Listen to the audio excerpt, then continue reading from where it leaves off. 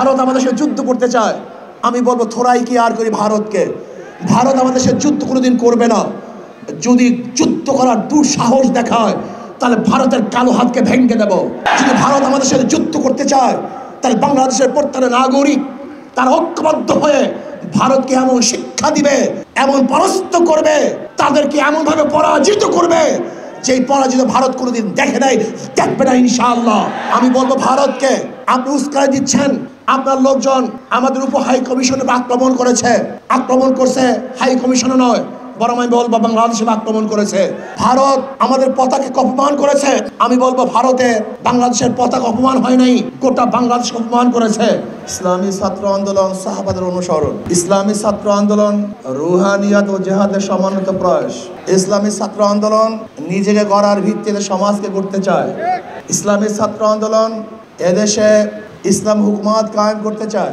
ইসলামী ছাত্র আন্দোলন এই ভূখণ্ড রক্ষা করতে চায়। ইসলামী ছাত্র আন্দোলন বৈষম্য দূর করতে চায়। ইসলামী ছাত্র আন্দোলন প্রত্যেকটা মানুষের অধিকারকে ফিরিয়ে দিতে চায়। ইসলামী ছাত্র আন্দোলন সাম্য, মানবিক মর্যাদা, সামাজিক ন্যায় বিচার প্রতিষ্ঠিত করতে চায়। ইসলামী ছাত্র আন্দোলন যেই সমস্ত এতিম, মিসকিন, বিধবা, নিঃস্ব অবস্থা আছে তাদের পাশে দাঁড়াতে চায়। ইসলামী ছাত্র আন্দোলন বাংলাদেশ প্রত্যেকটা মাজলুম মানুষের পাশে থাকতে চায়। ইসলামী ছাত্র আন্দোলন নিজের বুকের তাজা রক্ত রাজপথে ঢেলে দিয়ে ইসলাম হুকুমত কায়েম করার ভিত্তিতে প্রত্যেকটা মানুষের অধিকারকে ফিরিয়ে দিতে চায়। আজকে বাংলাদেশে দেখেছেন সেই জুলাই আগস্টের বিপ্লবে ইসলামী ছাত্র আন্দোলনের ভূমিকা ছিল প্রশংসনীয় এবং চোখে পড়ার মতো। অন্য অন্য ছাত্র সংগঠনগুলি তাদের নামে রাস্তায় নামতে পারে নাই। ইসলামী ছাত্র আন্দোলনের নামেই তারা রাস্তায় ঝাঁপিয়ে পড়েছিল। ইসলামী ছাত্র আন্দোলনের বহুত কর্মী শহীদ হয়েছেন। ইসলামী ছাত্র আন্দোলনের বহুত সদস্য আহত হয়েছেন। ইসলামী ছাত্র আন্দোলন তারা সাহসিকতার সাথে রাস্তায় ঝাঁপিয়ে পড়েছিলেন এই ভূখণ্ডকে রক্ষা করার জন্য, ইসলামী হুকুমত কায়েম করার জন্য, প্রত্যেকটা মানুষের অধিকারকে ফিরিয়ে দেওয়ার জন্য। কিন্তু আমরা কি দেখেছি, অন্তর্বর্তীকালীন সরকার যে আশা, যে আকাঙ্ক্ষা নিয়ে অন্তর্বর্তীকালীন সরকার হয়েছিল, কিন্তু অন্তর্বর্তীকালীন সরকার সেই আশা এবং আকাঙ্ক্ষার বাস্তবায়ন করছে না। আজকে বিতর্কিত সদস্য নিয়ে পুরা সরকারকে প্রশ্নবিদ্ধ করেছে। ফারুকী সাহেবকে অন্তর্বর্তীকালীন সরকারের সদস্য কেন নেওয়া হয়েছে এই জাতি জানতে চায়। সব জায়গার থেকে এই বিতর্কিত সদস্যের ব্যাপারে আওয়াজ উঠলেও ফ্যাসিস্ট শেখ হাসিনার মতো ঘাড় তাড়াবাই করে এখনো সেই ফারুকীকে বিদায় দেওয়া হয় নাই, বরং সেখানেই রাখা হয়েছে। আমি বলবো এটা অন্তর্বর্তীকালীন সরকারের জন্য অকল্যাণ, এটা ঠিক কাজ করেন নাই। যাই হোক, দ্রব্যমূল্যের ঊর্ধ্বগতি এখন পর্যন্ত আপনি নিয়ন্ত্রণে আনতে পারেন নাই। চাঁদা বেড়ে গেছে। আপনারা দেখেছেন এই পর্যন্ত প্রায় 500-র উপরে খুন হয়েছে, 4000-এর উপরে ধর্ষণ, ইফতিজিং, চুরি, ডাকাতির মামলা হয়েছে 4000-এর উপরে। এইগুলি আমরা চাই নাই। এই জাতি কোনো অবস্থাতেই নির্বিচারে হত্যার বাংলাদেশে দেখতে চায় না। আমার কোনো মেয়ে ধর্ষিতা হোক, এটা বাংলাদেশের মানুষ দেখতে চায় না। আমাদের বাংলাদেশের মানুষ কোনো ক্ষুধার্ত থাকুক, এর দেশের জাতি দেখতে চায় না। আমরা চাই ইনসাফ প্রতিষ্ঠিত হবে, প্রত্যেকটা মানুষের অধিকার তারা ফিরে পাবে। যেখানে থাকবে মুসলমানদের অধিকার, যেখানে থাকবে হিন্দুদের অধিকার, যেখানে থাকবে খ্রিস্টানদের অধিকার, যেখানে থাকবে মহিলাদের অধিকার, যেখানে থাকবে প্রত্যেকটা জেলে, তাঁতি, কুমার, ঋষি, চামার, প্রত্যেকটা মানুষের অধিকার যেখানে বাস্তবায়ন হবে, সেই রাষ্ট্র আমরা দেখতে চাই। আজকে ভারতকে বলবো, আপনি উস্কানি দিচ্ছেন, পায়ে পাড়া দিয়ে আমাদের সাথে যুদ্ধ করতে চান। আজকে ভারতের একদল দালালরা আমাদের দেশকে অস্থিতিশীল করার চক্রান্ত করতেছে। আমি বলবো ইসকন এটা হিন্দুদের কোনো সংগঠন নয়, এটা সন্ত্রাসীদের সংগঠন, এটা টেররিস্টদের সংগঠন। এরা সন্ত্রাসবাদ কায়েম করতে চায়, এ দেশকে ধ্বংস করতে চায়, এই ভূখণ্ডকে ধ্বংস করতে চায়। আমি অন্তর্বর্তী সরকারকে বলবো ইসকনকে নিষিদ্ধ করুন, অল্প সময়ের মধ্যে ইসকনকে নিষিদ্ধ করুন। আর ভারতকে বলবো, আপনি আমাদের সাথে যে যুদ্ধ করতে চান, ভারত কোনোদিনই আমাদের সাথে বন্ধুত্বর পরিচয় দিতে পারে নাই। ভারত সে দেশের সংখ্যালঘুদের উপরে ভালো ব্যবহার করতে পারে নাই, তাদের সাথে ভালো আচরণ করতে পারে নাই, তাদের সাথে বৈষম্য দূর করতে পারে নাই। আপনারা শুনেছেন ভারতের মধ্যে বাবরি মসজিদকে ভেঙে দেওয়া হয়েছিল, জ্ঞান পাপি মসজিদকে, সেখানে মন্দির বানাবার চক্রান্ত চলতেছে।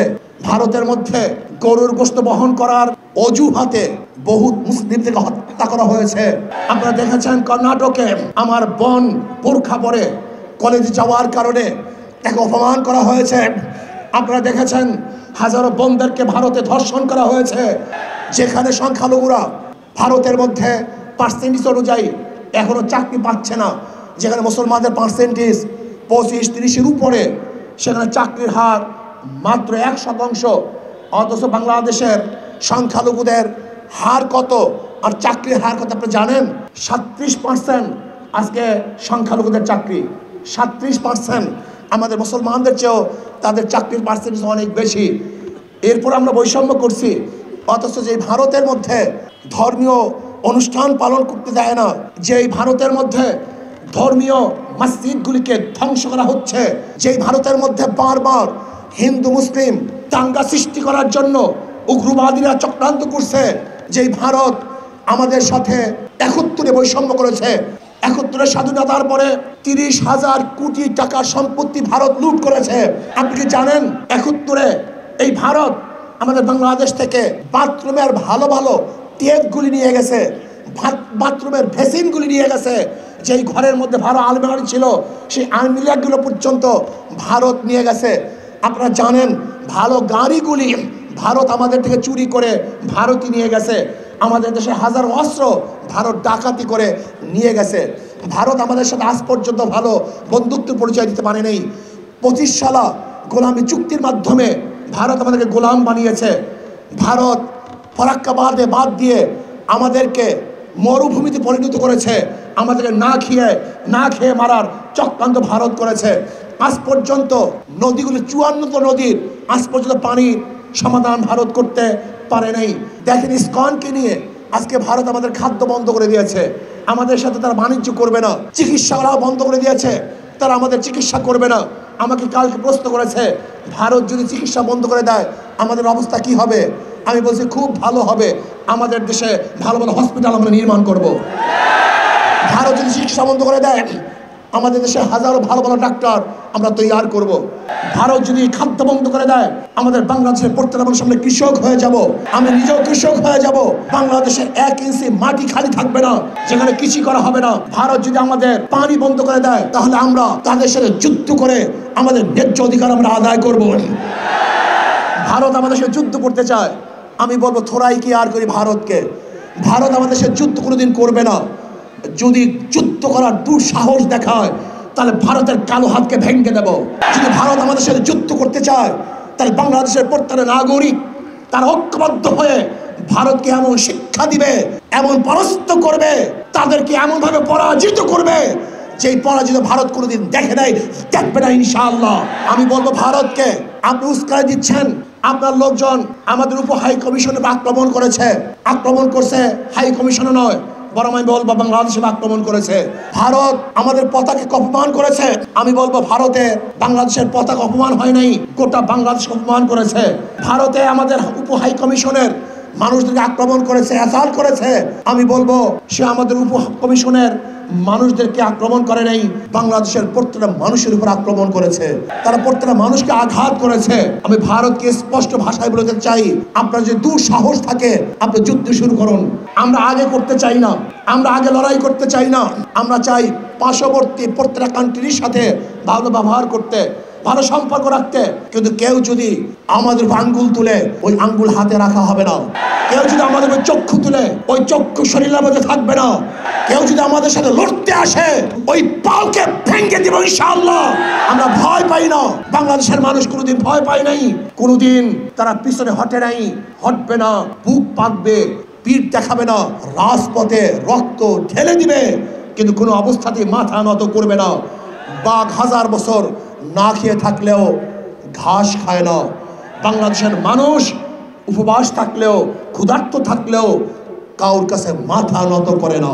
আমরা বাদশার জাত, বাঘের জাত, আমাদের ইতিহাস আছে, আমরা জীবন বা লড়াই করে এই বাংলাদেশকে রক্ষা করেছি, এখনো করব, ভবিষ্যতেও করব।